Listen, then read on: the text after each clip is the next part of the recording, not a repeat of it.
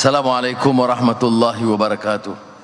Alhamdulillah, thumma alhamdulillah, wa ma taufiqi wa a'tisami illa billah. Alaika tawakkaltu wa ilaika unib. Alhamdulillah al-khail syahru ramadhan allazi unzila fihi al-Quran hudan lin-nasi wa bayyinatin minal huda wal furqan. Wa sallallahu ala sayyidina Muhammad wa ala alihi washabihi ajma'in. Saudara yang dimuliakan, terima kasih kepada Saudara Amiruddin, Menteri Besar, Ahli Ilmu Masyarakat Kerajaan Negeri, Orang Besar, dan Petua dan Pegawai Daerah dan rakan-rakan yang mewakili akar umbi Kerajaan Negeri Selangor. Saya ucap terima kasih kepada Menteri Besar Sri Amiruddin kerana sentiasa ingat prihatin tentang khidmat yang sudah lakukan, dan kita gunakan majlis iftar Ramadan ini untuk memperingatkan diri kita supaya penghayatan Ramadan itu ada beberapa kaedah yang seperti mana disebut oleh Ustaz yang patut kita laksanakan. Dan tentunya amalan-amalan basic mesti kita tingkatkan. Dan kita kadang-kadang sama ada jabat awam ataupun orang politik ni jawapan dia sibuk semua. Tambah pula musim pertandingan ni dia sibuk siang dan malam. Tetapi saya harus ingatkan sebagai tugas saya juga untuk menyatakan bahawa ada keutamaan dalam Ramadan ini yang tidak boleh disia-siakan. Sibuk bagaimanapun, pembacaan amalan kita tambahan sunat-sunat termasuk tarawih itu harus ditekankan. Kalau saya, pendapat saya, kalau orang itu di kategori pimpinan keadilan di mana peringkat juga, itu sudah hampir diwajibkan. Kerana dalam perjuangan ini ketahanan jiwa itu perlu, dan ketahanan itu datang daripada kekuatan akidah yang kental. Dan Ramadan ini dengan memperbanyakkan juga membaca Al-Quran itu sebenarnya menekankan soal akhlak. Negara hancur kerana keruntuhan akhlak dan kehilangan integriti. Pernah dikupas oleh Abdul Rahman Ibn Khaldun dalam mukaddimah tentang asabiyah, bukan asabiyah perkauman sempit, tapi asabiyah kekitaan atau esprit de corps atau semangat perpaduan masyarakat yang boleh membangkitkan, menghidupkan satu tamadun dari umran Baidawi ke umran Hadari. Kerana semangat mereka, akhlak mereka dan integriti pimpinan awal negara. Tetapi bibit-bibit kerusakan seperti anak-anak mungkin meruntuhkan. Jadi dalam generasi kedua, ketiga, menurut teori Ibn Khaldun, kajiannya di negara-negara Arab, utara Afrika terutamanya, mulai berlaku keruntuhan kerana kerendahan akal budi. Bukan yayasan akal budi, kerendahan akal budi. Ya. Maknanya lunturnya akhlak dan integriti. Pimpinan mau dan senang bermewah-mewah. Penyokongnya akan menilai pimpinan kerana janji palsu ataupun kemudahan yang dijanjikan. Rasuah menjadi barah dan menjadi budaya. Kerakusan kuasa berlaku, maka berlaku keruntuhan. Ini yang teori yang kemudian dipinjam oleh Arnold Toynbee, sejarawan Amerika, The Cyclical Theory of Civilization. Ini satu peringatan kepada kita kerana bibit-bibit kerusakan menjalar terus. Lihat dari peristiwa 1MDB. Dan sekarang kita tanya tentang DNB, kosnya berapa? 15 bilion, 20 bilion, 21 bilion, 25 bilion, tak tahu. MRT yang dulu 16, 20, 80, 65 bilion, tapi tidak ada pertanggungjawaban. Siapa yang pegangnya? Siapa pemegang sahamnya? Siapa yang mengambil keuntungan dan komisionnya? Tidak terjawab. Bagi saya, kalau tidak mampu telus dalam hal-hal sedemikian, tentunya ada muslihat di sebaliknya. Sebab itu semalam saya menuntut Perdana Menteri Ismail Sabri untuk meneruskan sama ada perbahasan di parlimen ataupun di select committees, mesti bahas isu-isu ini. Wang ini wang rakyat. Ada yang mengatakan ini off budget agency. 1MDB itu pun off budget agency, akhirnya yang membayar negara, maknanya rakyat. Wang yang patut digunakan untuk menaikkan gaji pejabat awam, gaji pekerja, kemudahan prasarana, itu semua terpaksa ditangguhkan kerana membayar hutang, kerana kerakusan, tamak haloba beberapa kalangan tertentu. Ini satu pengajaran ini ditentukan oleh yang disebut oleh Abdul Rahman Ibn Khaldun dalam Muqaddimah. Dan sebenarnya bulan Ramadan dan pribadi Rasulullah SAW itu tidak lagi daripada asas akhlak. Ramadan itu, madrasah Ramadan itu berhasrat mengangkat martabat dan harakat manusia dari sudut integritinya. Dan kekuatan Ramadan seperti mana pernah dikupas oleh para ulama, anjuran kepada umat Islam seperti mana yang diamalkan oleh umat terdahulu. Ya ayyuhallazina amanu kutiba alaikumusiyam kama kutiba alal ladzina min qablikum la'allakum tattaqun.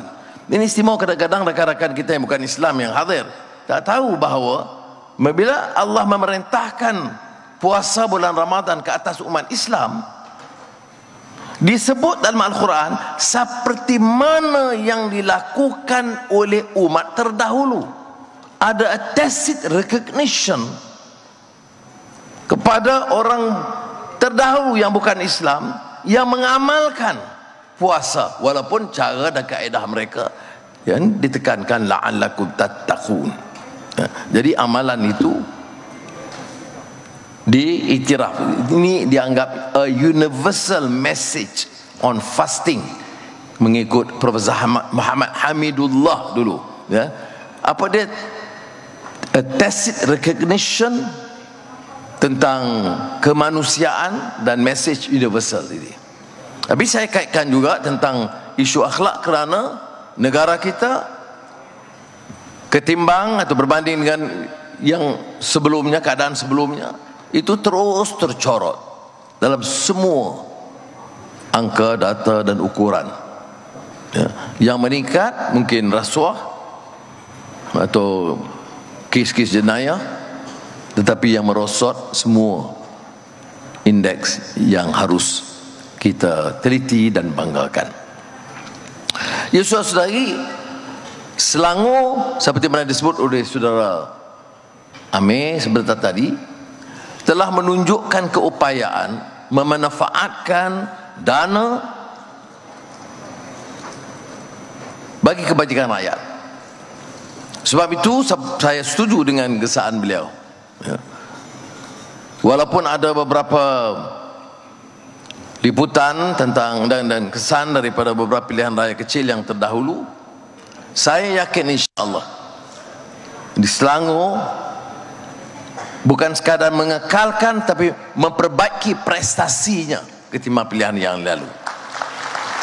Saudara, ini bukan pandangan analis politik dan elit tertentu, kajian-kajian dari kota dengan angka-angka mereka. Ini dari akar umbi. Saudara ketua kampung, ahli majlis, MPKK, ini orang yang bergelumang di kalangan rakyat di peringkat bawah. Orang mati, orang sakit, ya, orang minta tolong, anak nak ke sekolah, bayi lahir, semua diambil tahu oleh saudara. Dan ada rencana dan kebijakan ekonomi Menteri Besar dan Kerajaan Negeri Selangor membantu hal-hal yang sedemikian.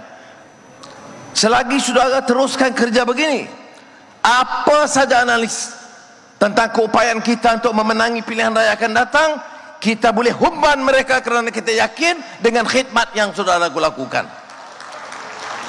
Sebab itu saya, walaupun diberi kesempatan singkat dan saya ada acara lain, bila Menteri Besar arah saya datang sebagai penghuni Sungai Long, rakyat Selangor, saya terpaksa patuh. Dan kalau saya pun patuh kepada Menteri Besar, saya percaya saudara lebih lagi lah boleh memberikan dukungan kepada beliau. Tapi yang penting di sini ialah parti ini parti perjuangan, parti yang harus memberikan harapan. Janganlah jadikan pertandingan ini medan untuk menghakis keyakinan.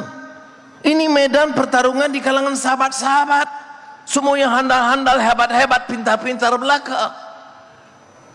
Maka manfaatkan kesempatan ini, apatah lagi di bulan Ramadan, tingkatkan iman, tingkatkan ibadah, baca Al-Quran dan cuba tingkatkan kefahaman kita. Bukan saja malam nuzul Quran, kerana seperti mana ayat yang saya bacakan tadi, bulan Ramadan unzila fihi Al-Quran, itu untuk hudan linnas, petunjuk bagi manusia, dan memberikan keupayaan kepada kita membuat penilaian, furqan, perimbangan, penilaian di antara yang ma'ruf dan yang mungkar, pertimbangan di antara keadilan dan kezaliman.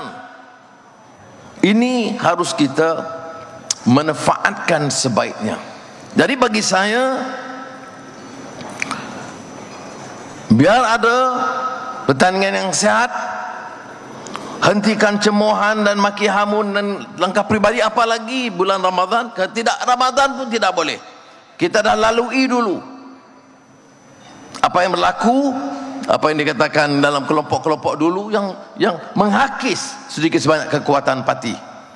Dan saya ingin menyebut di sini, saya ucap penghargaan kepada Saudara Amir dan pimpinan Negeri Selangor kerana dapat dalam tatkala dihampap begitu rupa, begitu kuat di Selangor pada ketika itu, dapat menghimpunkan semula dan membina kekuatan keadilan Negeri Selangor. Dan saya tahu bukan mudah, kerana Selangor merupakan pencabar kepada garisan dan landasan keadilan yang berlaku pada tahun 2018 dulu. Dan ini kita harus jadikan pengalaman. Dan saya minta rakan-rakannya, ini saya bukan nak tambah atau nak exaggerate berlebihan, tidak. Saya 2 hari yang lalu di Port Dickson dan bersama dengan ketua kampung, MPKK, imam masjid, ya, menjelajah 2 hari 2 malam. Dan saya tahu sebenarnya nak nilai kekuatan kita itu nilai bukan sahaja dari Menteri Besar dan Exco saja, bukan daripada elit-elit cerdik pandai yang pintar-pintar di atas, bukan daripada analis-analis politik yang bercambah sekarang, bukan dari elit bandar yang sinis terhadap semua, dari akar umbi ketua kampung yang di bawah itu akan menentukan sama ada kita berhasil atau tidak. Ya. Selagi saudara dapat jalankan kerja dengan baik dan pastikan parti itu di landasan yang betul, menolak segi-bagi pemecah ataupun rasuah atau penyelewengan, saya yakin dan insya-Allah selesai musim pertandingan, saya akan bincang dengan Menteri Besar supaya jentera di Selangor ini dengan pengalaman saudara turun ke bawah.